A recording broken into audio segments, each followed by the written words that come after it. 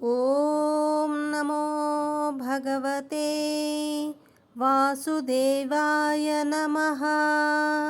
శ్రీమాత్రే నమః. అందరికీ నమస్కారం అండి.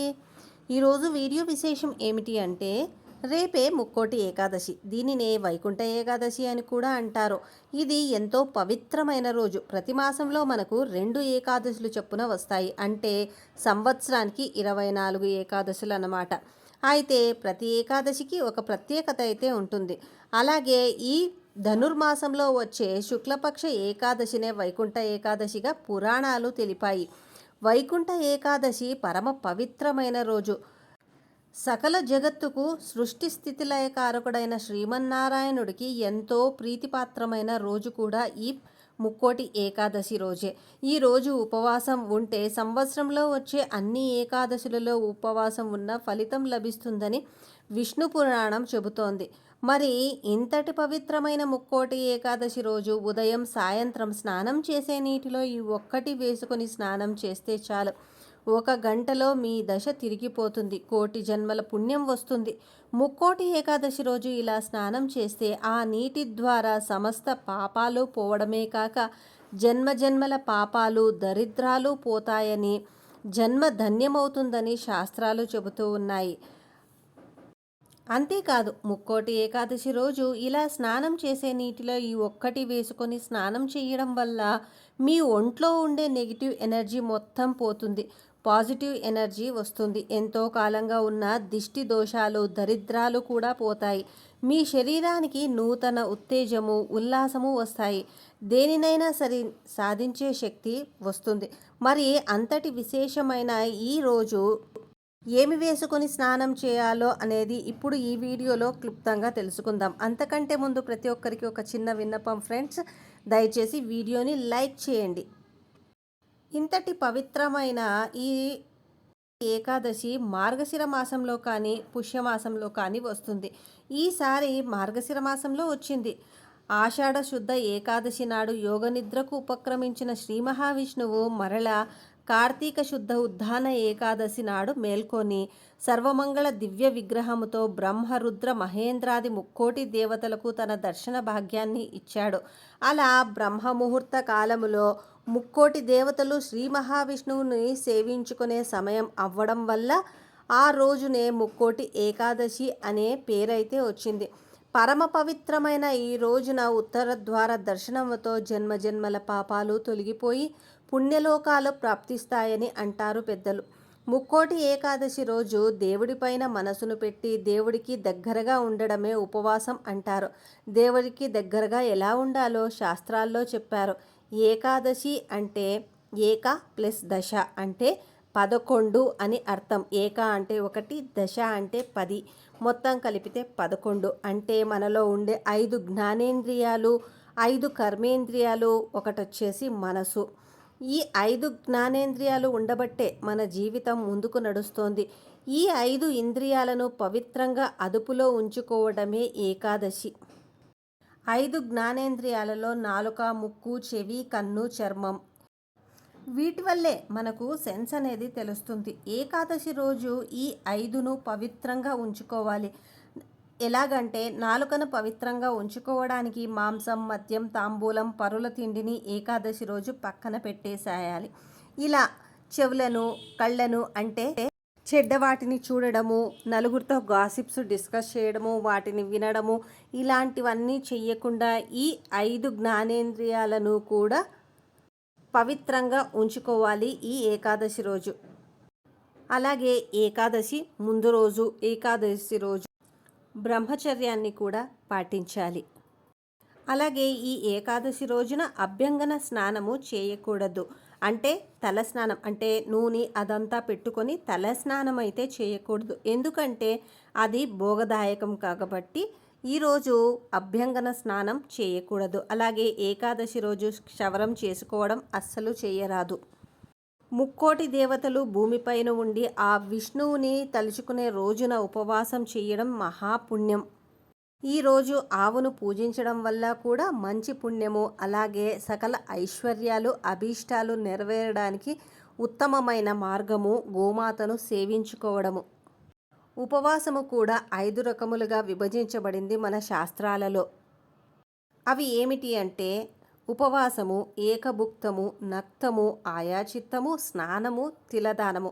ఇలా ఉపవాసాన్ని విభజించడం అయితే జరిగింది. ఉపవాసము అంటే ఏకాదశికి ముందు రాత్రి రోజు నుంచి మొదలుపెట్టి ఏకాదశి రోజు ఒక్క తులసి తీర్థము మాత్రమే తీసుకొని మరుసటి రోజు ద్వాదశ గడియలలో భోజనం చేసే వరకు ఉండేదాన్నే, అంటే తులసి తీర్థముతో మాత్రమే ఉండేదానినే ఉపవాసము అంటారు.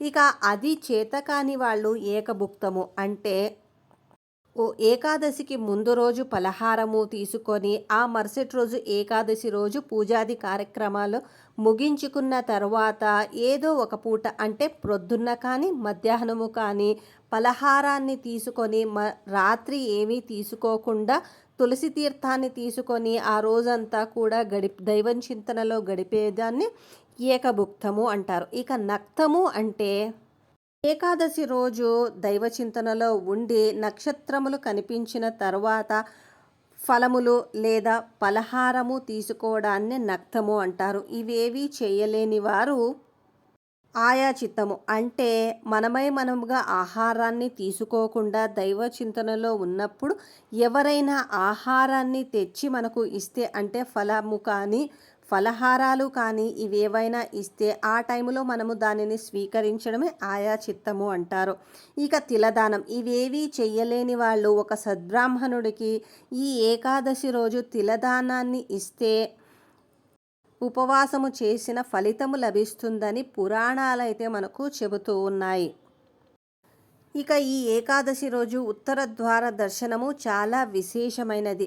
అసలు ఈ ఉత్తర ద్వార దర్శనము ఎలా వచ్చింది, ఎందువల్ల ఈరోజు ఉత్తర ద్వార దర్శనంలోనే ఆ శ్రీ మహావిష్ణువుని తలుచుకోవాలి, చూడాలి అనే దానికి ఒక పురాణ గాథ అయితే ఉన్నది.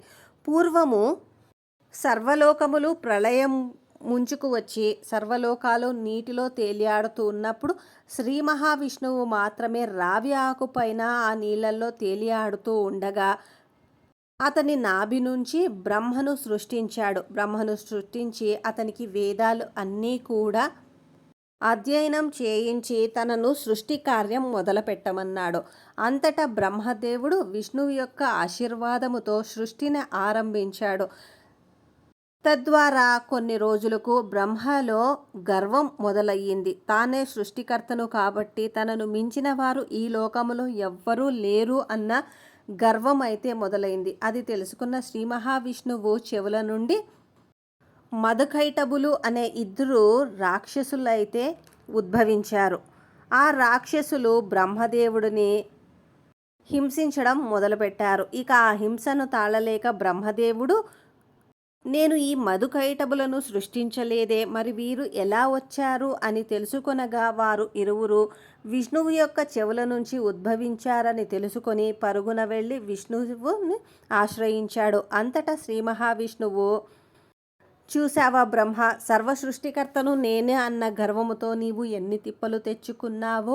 అంతటా శ్రీ మహావిష్ణువు ఆ 2 రాక్షసులను పిలిచి, ఓ మధుకైటబులారా, మీరు ఇరువురు కూడా నా యందు నుంచే జన్మించారు కాబట్టి నేను చెప్పినట్టుగా వినండి అని శ్రీ మహావిష్ణువు అడుగగా అందుకు ఆ మధుకైటబులు ఎంతో గర్వముతో నీవు నాకు వరమిచ్చడిదేటి, మేమే నీకు ఒక వరము నొసంగెదము అడుగుము అని ఎంతో గర్వంగా పలుకుతారు. అంతటా శ్రీ మహావిష్ణువు సరే ఓ రాక్షసులారా, మీరు ఇరువురు కూడా నా చేతిలో సంహరించాలి అని వరము కోరుకుంటున్నాను అని శ్రీ మహావిష్ణువు అడగగా అంతటా ఆ మధుకైటబులు సరే మనము ఇరువురము యుద్ధము చేద్దాము, కాకపోతే అది ద్వంద్వ యుద్ధం అయ్యుండాలి అని ఆ మధుకైటబులు సెలవిస్తారు. అంతటా సరే అని ఒప్పుకున్న శ్రీ మహావిష్ణువు వారితో యుద్ధానికి తలపడతాడు. ద్వంద్వ యుద్ధము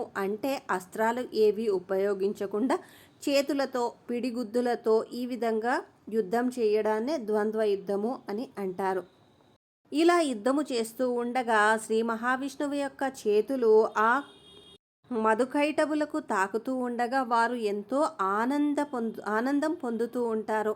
అది గ్రహించిన ఆ రాక్షసులు శ్రీ మహావిష్ణువు చేతి స్పర్శే ఇలా ఉంది అంటే మనము నిత్యము వైకుంఠములో ఉంటే ఇంకెంత సంతోషంగా ఉంటామో కదా అన్న ఒక్క ఆలోచన వచ్చి ఆ మధుకైటబులు శ్రీ మహావిష్ణువును ఇలా ఒక కోరిక కోరుతారు.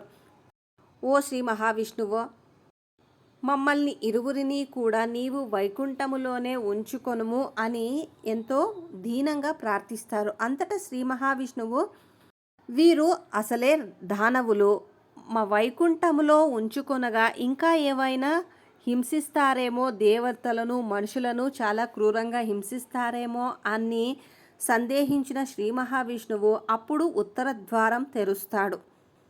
ఉత్తర ద్వారం తెరిచి అందులోంచి శ్రీ మహావిష్ణువుని దర్శనం చేసుకుంటారు మధుకైటబులు. దర్శనం చేసుకొని అందులో ఆయనలోకి లీనమైపోతారు. లీనమవుతూ ఉన్నప్పుడే ఆ రాక్షసులు ఇరువురు కూడా మరొక్క కోరిక కోరుకుంటారు ఆ శ్రీ మహావిష్ణువుని. అది ఏమి అనగా, ఓ మహావిష్ణువా, ఎవరైతే ఏకాదశి నోడు ఈ ఉత్తర ద్వారం గుండా నిన్ను దర్శిస్తారో వారి అందరికీ కూడా మోక్షం ప్రాప్తించుము అని మధుకైటబులు ఇరువురు కూడా కోరికను కోరుకొని ఆ శ్రీ మహావిష్ణువులో లీనమైపోతారు. ఇలా వారి ఇరువురి కోరిక మేరకు ఎవరైతే ఉత్తర దర్శనం ద్వారా శ్రీ మహావిష్ణువుని దర్శించుకుంటారో వారందరికీ కూడా వైకుంఠ ప్రాప్తి కలుగుతుంది అని పురాణాలైతే చెబుతూ ఉన్నాయి. ఇది ముక్కోటి ఏకాదశి నాడు ఉత్తర ద్వారం గుండా శ్రీ మహావిష్ణువుని దర్శించుకోవడం అన్న ఒక ఆనవాయితీ అయితే మొదలైంది. ఇక వీడియో విషయానికి వచ్చేస్తే, రేపు ముక్కోటి ఏకాదశి రోజు స్నానం చేసే నీటిలో గనక మీరు ప్రొద్దున్న సాయంత్రం స్నానం చేసే నీటిలో గనక గళ్ళ ఉప్పు, రాళ్ల ఉప్పును అలాగే కొంచెం తులసి ఆకులను నలిపి ఆ నీళ్ళల్లో వేసుకుని గనక స్నానం చేస్తే ఖచ్చితంగా మీ ఒంట్లో ఉండే నెగిటివ్ ఎనర్జీ, అలాగే దరిద్ర బాధలు, మీ పైన ఉండే దిష్టి దోషాలు అన్నీ కూడా ఆ నీటితో పాటే తొలగిపోయి నూతన ఉత్తేజముతో ఆ విష్ణువు యొక్క అనుగ్రహముతో కొత్త జీవితం మొదలవుతుంది అనడంలో ఎటువంటి సందేహము లేదు. మరి చూశారు కదా, ఈ వైకుంఠ ఏకాదశి రోజు ఏమి చేయాలి, ఏమి చేయకూడదు అనేది ఈ వీడియోలో క్లుప్తంగా మీతో అయితే పంచుకోవడం జరిగింది. అలాగే రేపు ఆవుకి గనక విద్యార్థులు ఉన్నవాళ్ళు విద్యారంగంలో అభివృద్ధి చెందాలి అంటే వాళ్ళ తల్లిదండ్రులు పొట్టు పెసలు అంటే పొట్టుతో పాటు ఉండే గ్రీన్ కలర్ పెసలను నానబెట్టి ఆవుకు తినిపించడం వల్ల వాళ్లకు విద్యాభివృద్ధి కలుగుతుంది. అంతేకాకోకుండా అప్పుల బాధలు ఎక్కువగా ఉన్నవాళ్ళు నానబెట్టిన అలసందులను ఆవుకు తినిపించాలి. ఇక దైవ చింతన ఎక్కువగా కోరుకునేవారు నానబెట్టిన శనగలను తినిపించాలి. ఇక రేపు తెల్లవారుజామునే నిద్రలేచి తలారా స్నానం చేసుకొని ఆ విష్ణుమూర్తి పటానికి జాజి పూల మాలను అలాగే తులసి దళాలతో పూజ చేయడం వల్ల విష్ణుమూర్తి యొక్క అనుగ్రహము అత్యంత శీఘ్రంగా లభిస్తుంది అని పెద్దలైతే సూచిస్తూ ఉన్నారు. ఇక రేపు ఉపవాసం ఉన్నవాళ్ళు గుళ్ళో ఇచ్చే ప్రసాదాన్ని స్వీకరించవచ్చు. ఈ రక్క నిష్టగా ఉపవాసం ఉండాలి అనుకున్న వాళ్ళు ఒక్క తులసి తీర్థంతోనే ఉండి ఆ రోజంతా కూడా నారాయణ నామస్మరణ చేస్తూ ఆ రోజు రాత్రి జాగరణం చేసి మరుసటి రోజు ఉదయమే ఆ శ్రీమన్నారాయణుడిని ఇంకొక మారు దర్శనం చేసుకొని ఆ తరువాత భోజనం చేయాలి. ఒక్కసారిగా భోజనం ఎప్పుడూ చేయకూడదు. అలా చేయడం వల్ల డైజెస్టివ్ సిస్టమ్ ప్రాబ్లం అవుతుంది అని మనకు సైంటిఫిక్గా కూడా చెప్తూ ఉన్నారు. కాబట్టి ఏకాదశి మరుసటి రోజు ఉదయమే దైవ దర్శనము, పూజాది కార్యక్రమాలు అంతా ముగించుకున్న తర్వాత ముందుగా ఫలహారాన్ని స్వీకరించి మధ్యాహ్నము భోజనం కొంచెంగా స్వీకరించి దాని తర్వాత రాత్రి మరొక మారు అల్పాహారాన్ని మాత్రమే స్వీకరించి ఇలా ఉపవాస వ్రతాన్ని ముగించుకోవాలి.